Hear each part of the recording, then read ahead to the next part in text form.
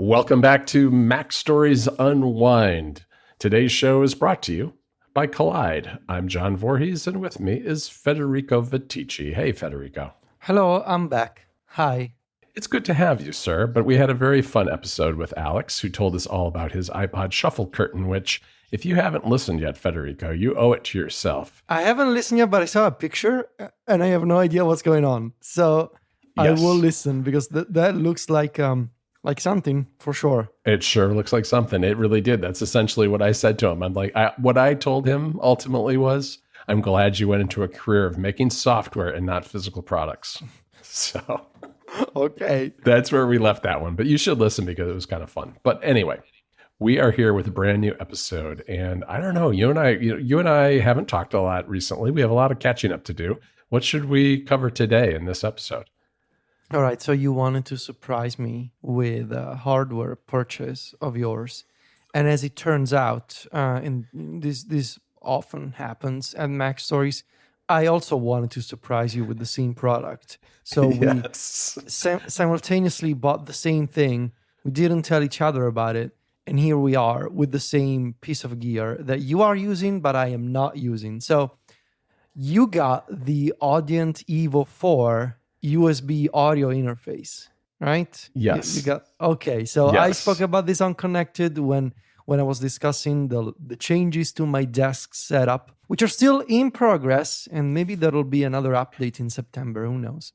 But Mike told me that two interfaces I should consider if I wanted to have something nice, something that looked nice on my desk and that had all the controls I wanted. And the Evo 4, this relatively compact piece of gear, was one of the recommended products on Mike's list. And so I went on Amazon and I got one, and it arrived when I was on vacation. So I got it yesterday, and I didn't have time to try it out. So I'm still using, at the moment, I am still using the Elgato Wave XLR. I got the Evo 4 because I liked the look more than the Elgato Wave XLR, and because it had a connector for the headphone jack in the front of the unit. One of the things that I dislike when I sit down to record podcasts at my desk is that I need to reach back in the back of the Elgato Wave XLR to plug in my headphones. And because I want to keep all things clean and minimal, I gotta move it, I gotta touch it, and then I'm gonna mess up my cable management and the position of the USB interface. I just want to sit down, plug in a little connector in the front of the unit, and be done with it. And the Evo 4 has a headphone jack in the front of the device, which is perfect. However, the XLR connector is in the back, and that wasn't ideal. But I figured, for the cable management that I have going on right now, my idea was I am going to find a 90-degree XLR connector. All right. So I don't want the XLR cable to go under the desk. Those exist. You'll be able to find one of those. Well, I mean, I think in the marketing material for the Evo 4, I actually saw one. Well, okay. So on Amazon Italy, I got a 90-degree angled XLR connector. The idea being, I don't want my XLR cable to just be around on my desk every time. Sure. When I get my microphone from the little cabinet where I keep it, I just want to have, an easy time plugging in the cable at the side of the unit. So if I get this little L-shaped connector, I can just plug it in from the side. So I went on Amazon Italy and I got this connector, and it said on the product page that it was an adjustable connector with 4 different types of angles. Okay. And I figured, maybe you can move, the 3-pin connector. I figured maybe if the orientation of the 3 pins is not right, maybe adjustable means you can move it. You can twist it in a different direction. Turns out it got here today, and it's not adjustable. So the connector, if I want to plug it into the back of the Evo 4, it goes down instead of going to the side. So terrible. This is and it doesn't have to go down. It needs to go to the side. The cable needs to come out from the side. Think about that, because that's the way the XLR cable, the plugs work. They have these 3 pins and they're oriented in a particular direction. So you really have to have the bend, and your 90-degree bend has to kind of On the coordinate right with side. those. It needs to bend on the right side so that I can plug in my cable from the right side so that I don't have to reach to the back of the unit. So I gotta return this connector. It was like 10 euros. Just gonna return it, but I gotta find a new one. And I haven't been able to find. So essentially, the 3 pins, they need to be oriented with it's a triangle. So the Right. tip of the triangle needs to be facing down. But the other part of the connector, it needs to come out from the right side. And I haven't been able to find one with that sort of angle and that shape. The right side, do you mean the right side as you're facing the Evo 4, or do you mean As I'm if facing you're the looking Evo at the 4. back as you're facing it? Okay. That's what I thought you meant. You know the XLR pins are one. I think on the Evo 4 they are oriented with the 1 pin at the bottom and the 2 pins above it. So it's like a triangle pointing down. Right. I wanted to clarify in case any of our listeners have any suggestions for you. Hold on. Let me get the Evo 4. Hold on a second. It's right behind me. Yeah, I can't do it because I've got mine plugged in. All right. So I got the Evo 4, and in the back there's 2 XLR connectors.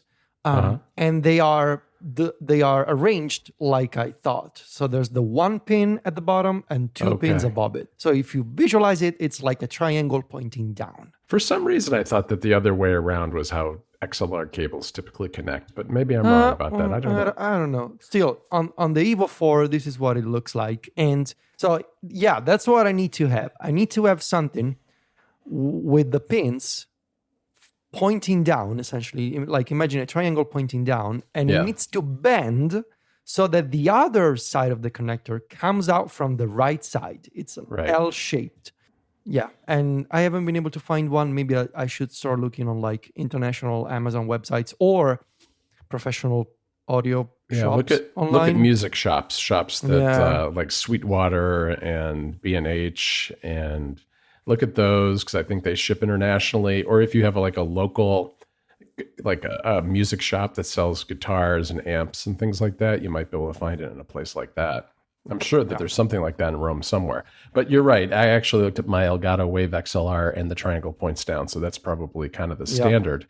Let me give you my mini review. You want to know what I think about it so far? Yeah, go for it. All right. So I installed this yesterday because I was recording Ruminate with Rob Knight. And first of all, I forgot to turn on the phantom power right away, so I was having trouble. And then I realized, I called Rob, and he was really, really quiet. I couldn't figure it out, and I was like, I have the volume turned all the way down. So figure out the dials and knobs before you get on a call with somebody. I did not have that totally sorted until I got on with Rob, but he helped me walk through it.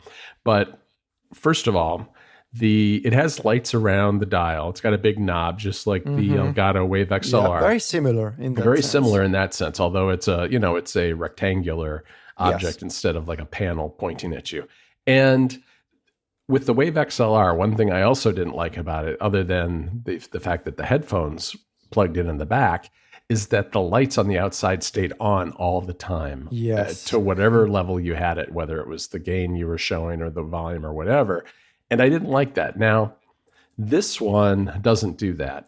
But because kind of the default setting is showing you your levels as you speak into the microphone, if you have it plugged in and powered and your microphone is plugged in the room, you will see those lights light up once in a while when there's noise. But it sounds like you don't do that, so I don't think that's going to be a problem. Yeah, because I installed, if you recall, a USB switch under my desk. So that to avoid that problem, I can just press a button and just the Elgato turns off.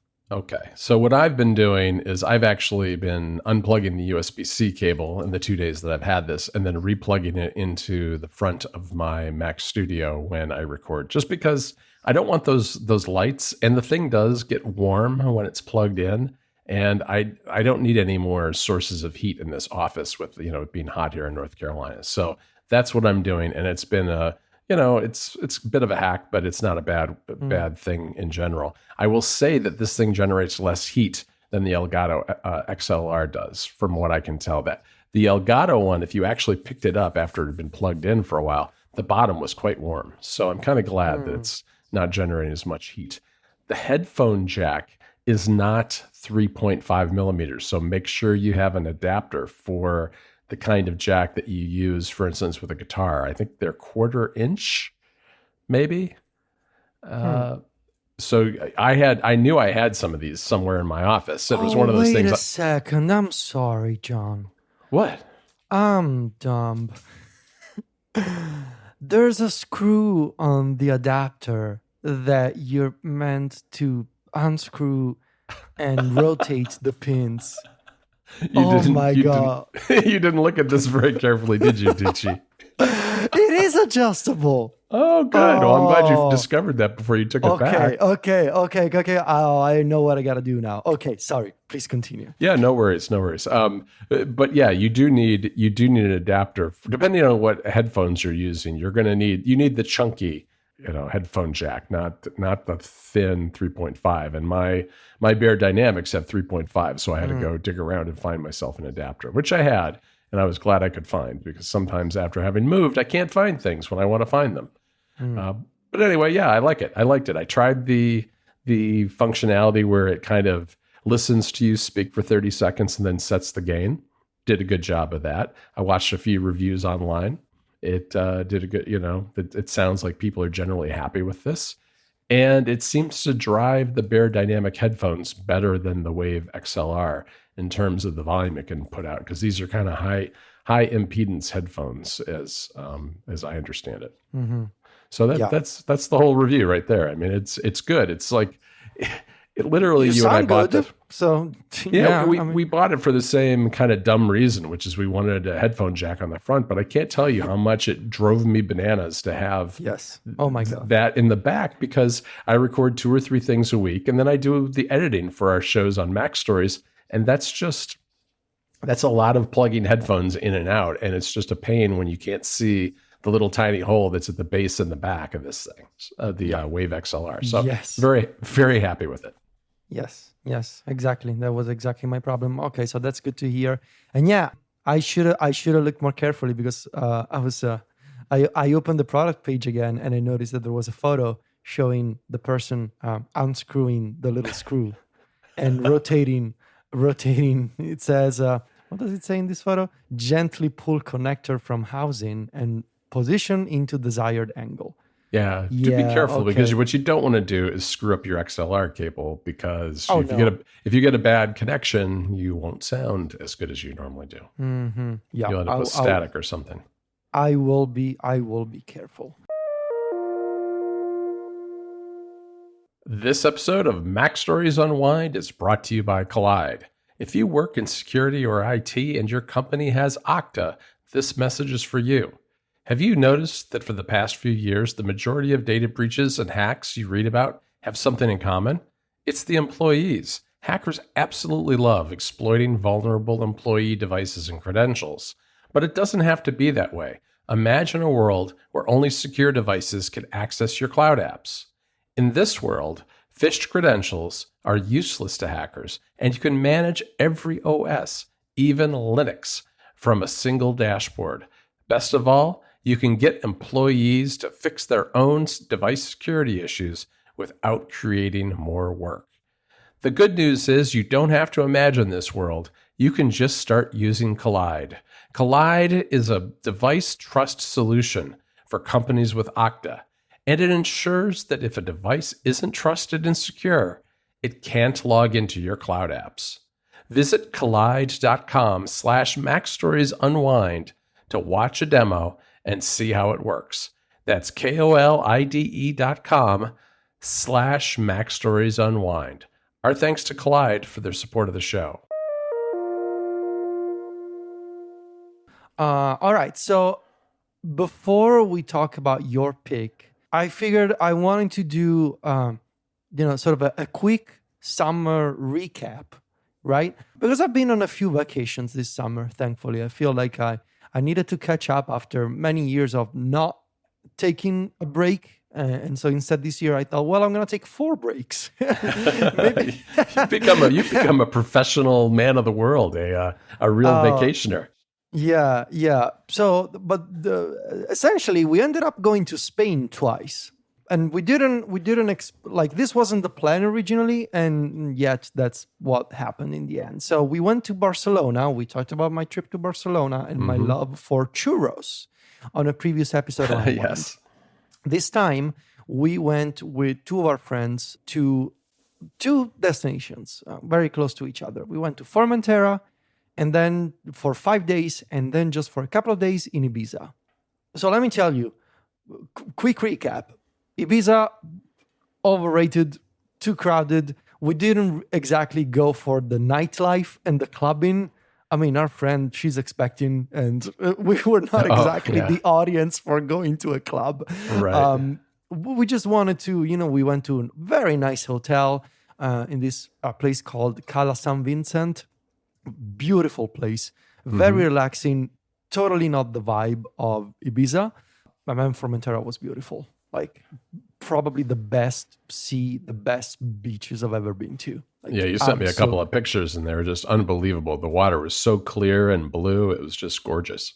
Yeah, it was gorgeous. Lots of dogs, which was great to see.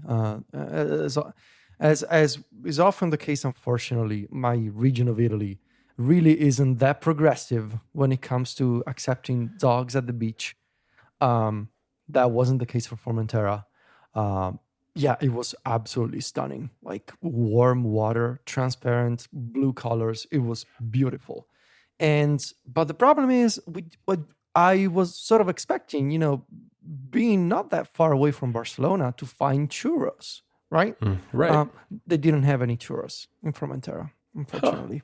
The people there are too healthy. They're all, busy swimming in the ocean and catching I seafood. guess instead of having fried food. Yes. But I'll tell you, it was essentially it was like being in Italy. Like everybody's literally Italian there. Like there's so many Italians, whether they are tourists or business owners. Like it just like I very rarely had to speak in English. I don't know Spanish. I don't speak Spanish. Right. But I basically, the whole trip, I spoke Italian. Really? The people who were working there and stuff spoke Italian too? So if they are local, they understand Italian. But honestly, most of the time they are Italian. They're just Italians working there and having opened the business there, or just, having decided. And we talked to some of them. And usually the story was like, yeah, we wanted to have a break from our previous lives in the city and we moved here. And it was full of Italians, which was nice, but sort of unexpected. Yeah. So that was a quick recap. That's like Americans going down to the Florida Keys or Hawaii to just work at a resort hotel or be like a dive instructor or that kind of thing. It sounds like. Yeah. And instead here they open like cocktail bars or pizza places or restaurants and, nice. Just, food related businesses. Nice. Of course, Of course. Well, they're Italians after all. Come on. They're Italians. What they're supposed to do. What are they going to do? All right. So what's your pick? All right. I have an app pick. It's a little different, though. This app pick is called Run Across America. Now, are you? No, I am not running across America.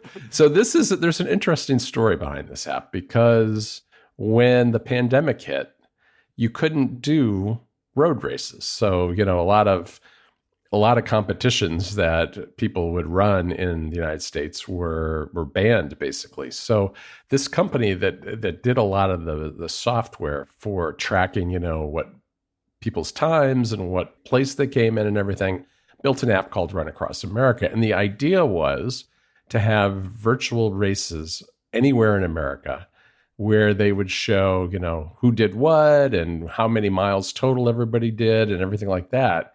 And that got a lot of people who were really into road racing through the pandemic. Now, there was a time in my life when I was much more into this. I'm not as much now, but I have been getting back into running more. And I wanted to have some goals to kind of set for myself and, to give myself a little more incentive to keep going at it and getting better. And so I did sign up for a local road race that's later in September. But then I Okay. came across this app, and this is one of those things where actually, when I signed up for the road race, I immediately got an email from this company run across America. And I was like, oh no, now I'm on a list. But this was actually Mm, kind of intriguing to me, and I thought it was kind of cool. And so what you do is it's a little bit like a road race. Normally when you sign up for a road race, you pay a fee, you get a T-shirt, you show up, and you race. Here, you pay a fee, you get a code to enter into the app, which is on the App Store, and you get some swag too. You can like pick a T-shirt or like a travel mug, or there's a bunch of different things you can do. And there is like with a lot of road races, there's a charitable angle where they are partnered with a company that or a charity that helps feed people who are undernourished in America. And what I like about this is that when I open, they're doing this thing. They have these seasons. You can, I mean, of course, they have tiers like any good subscription service where you can sign up for the whole year, but I didn't know if I would like this or not. mm.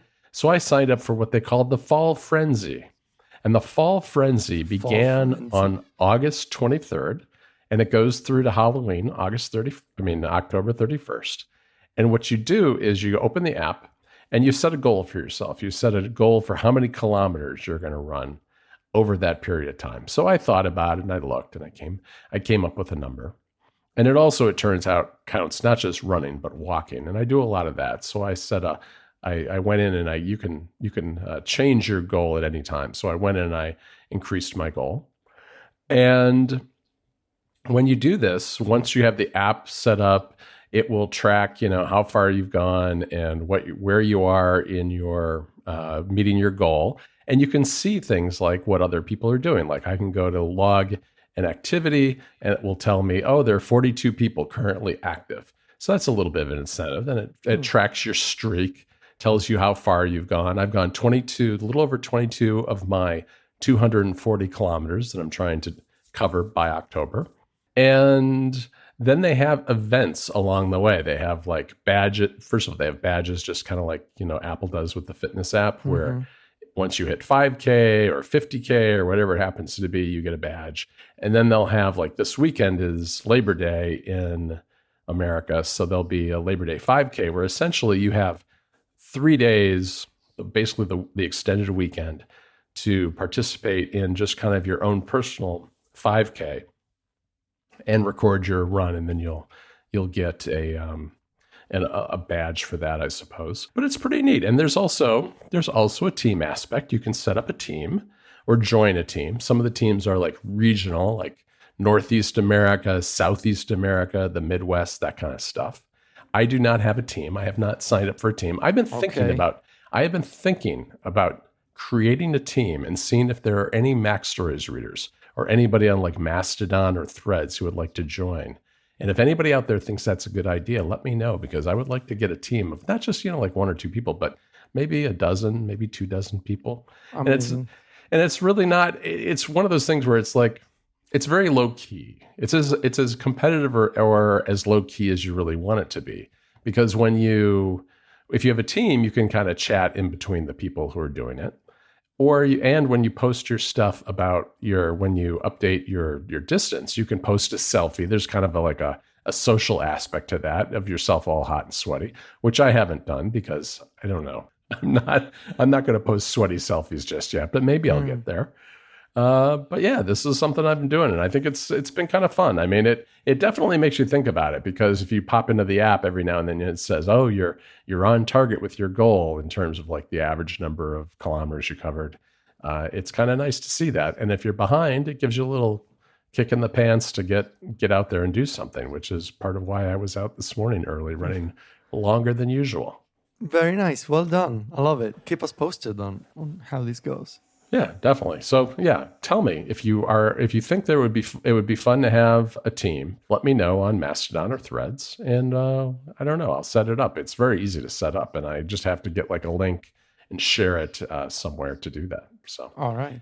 yeah, runs all the way to end of October. So even though didn't start at the very beginning, you can always jump in anytime and just kind of set your goal according to how many weeks are left, which is kind of what I did, because I didn't start at the very beginning. I started about a weekend. All right, Federico, that's it for this week. Thanks again to Collide for supporting this episode of Mac Stories Unwind. You can find the two of us over at macstories.net. Federico is on Instagram. He's also on Mastodon. The Instagram is at Viticci. That's VITICCI. And maybe someday we'll see him on Threads again, too. And on Mastodon, just go to viticci.macstories.net and you'll find a follow button there. You can find me on Mastodon by going to johnvorhees.macstories.net.